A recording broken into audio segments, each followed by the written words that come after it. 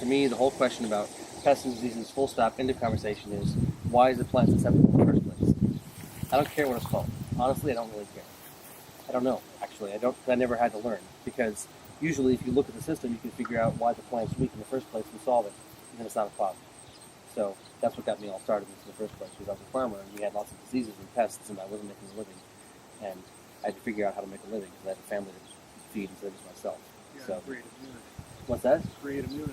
Create an environment where the plant is vigorous, and it, to finish the conversation, if this hay here was fresh hay and there's a cow walking through, the cow might consider it to be food, even though the rest of us wouldn't. That's because the cow can digest cellulose and we can't.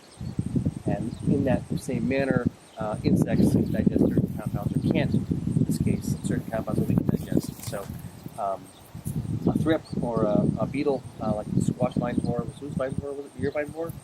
Your vine borer. Yeah. The beetles and the flea beetles, the adult forms of insects, have the most sophisticated digestive systems, and they're the hardest to stop by having healthy plants.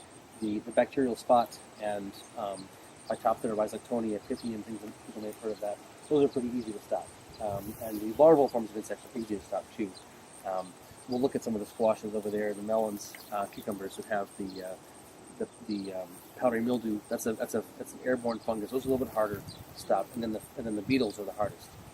But in most cases, in all cases, from my perspective, it has to do with the environment the plant's growing in. And I think the theme for the summer is water.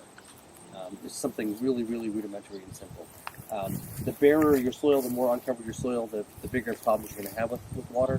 I like to say that the earth is modest, and she likes to keep herself covered, and you never see bare soil in nature, because nature doesn't do bare soil. So if you're doing bare soil in your garden, you're violating nature. So the first thing you can do is cover it. The second thing you can do is water. And in many cases, that simple program will dramatically improve overall system function. We had a question about